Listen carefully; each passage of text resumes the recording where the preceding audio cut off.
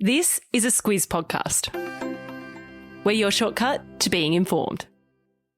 Squiz Kids! It's your daily news fix. Fun, free, fresh. Good morning and welcome to Squiz Kids, your fresh take on what's happening in the world around you. I'm Bryce Corbett. It's Thursday, February 18. In Squiz Kids today, back to school for Victorian kids. Italian volcano erupts. Ash Barty crashes out. And who wants a box of chocolate in the mail? That's what's making news, kids style. The Lowdown. Hip hip hooray! It's back to school we go day. Following the news yesterday that Victoria had recorded no new cases of locally transmitted coronavirus, the Premier Daniel Andrews announced that the state's 5-day hard lockdown would come to an end, meaning all of you lucky Victorian Squiz Kids get to go back to school today. That plume of dust you see? It's your parents at school drop-off this morning. You'll still be expected to wear masks in public, Victorian friends, and there will be limits on how many friends you can have over at your place, but otherwise most other restrictions are lifted. Oh no!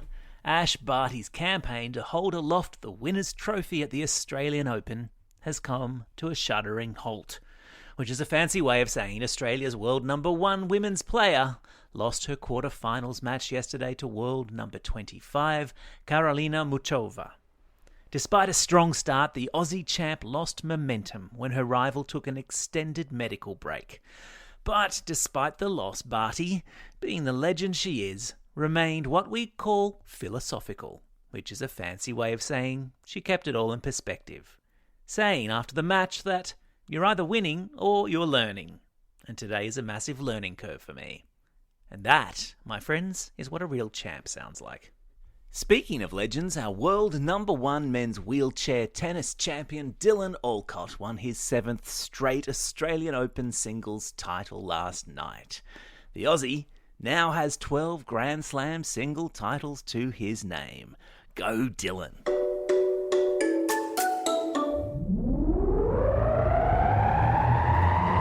Spin the globe.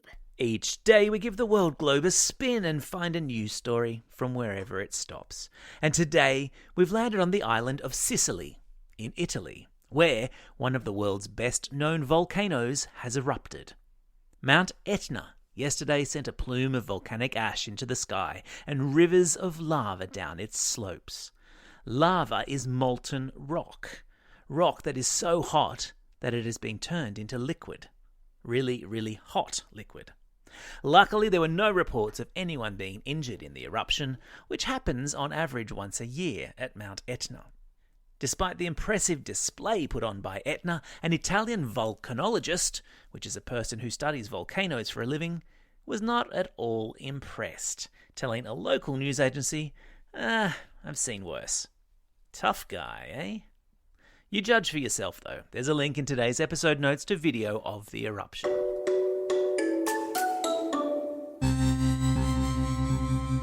Spaced out.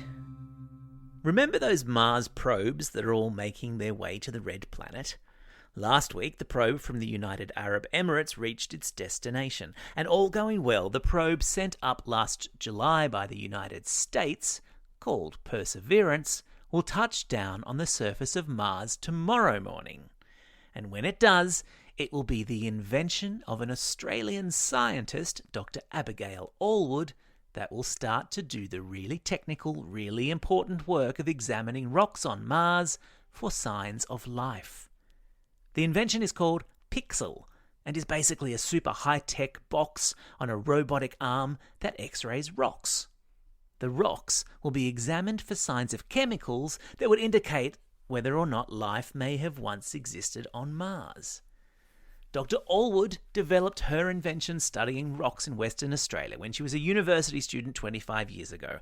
And now she's the first woman and first Aussie to be a principal investigator on a Mars mission, which is frankly remarkable.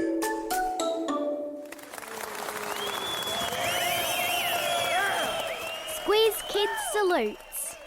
If you've ever been lucky enough to travel to another country, you'll know that one of the coolest experiences is going into a supermarket and checking out all the cool chocolate bars and biscuits and lollies and chip flavours that they have, and then buying as many of them as you can and stuffing your face with them. With COVID, of course, no one can much travel overseas, and so the movement of foreign snacks across borders has been limited too. But thanks to a group of Reddit users, a snack exchange has been set up, which allows you to connect with someone overseas and send boxes of snacks to one another from your respective homelands. It's like having a pen pal, but instead of exchanging letters, you exchange chocolate biscuits. Genius. The Reddit group currently has more than 100,000 members and is growing by the day. They can add one more member to that tally. I'm signing up and doing a lolly swap tonight. There's a link in today's episode notes to the Reddit group and to a cool video of one group member opening a box full of chocolates. Yum. Time for the Squiz. This is the part of the podcast where you get to test how well you've been listening. Question number 1. What's the name of the volcano in Italy that erupted yesterday? That's right, it's Mount Etna. Question number 2. On which planet is an Aussie invention about to touch down? Yeah, that's right, it's Mars. Question number 3. Name the Aussie tennis champ who maintained her trademark dignity yesterday despite a shock loss at the Australian Open. You got it, it's Ash Barty.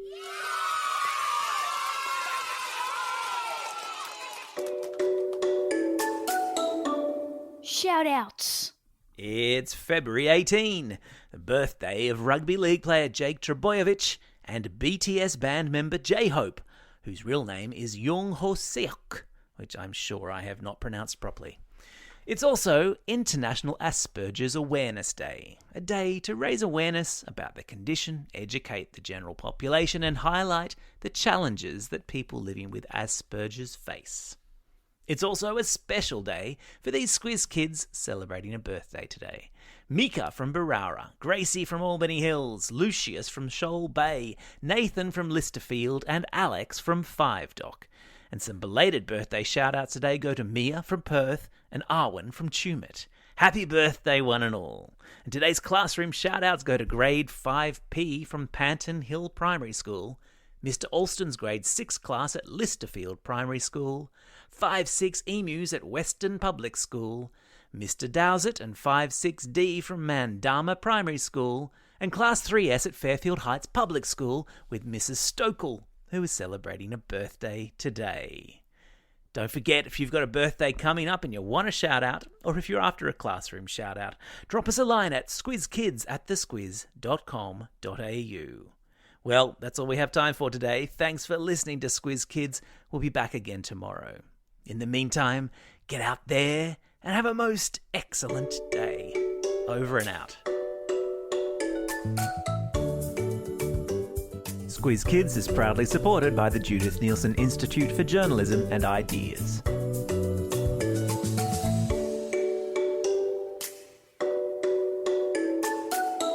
Squiz Kids! It's your daily news fix. Fun, free, fresh.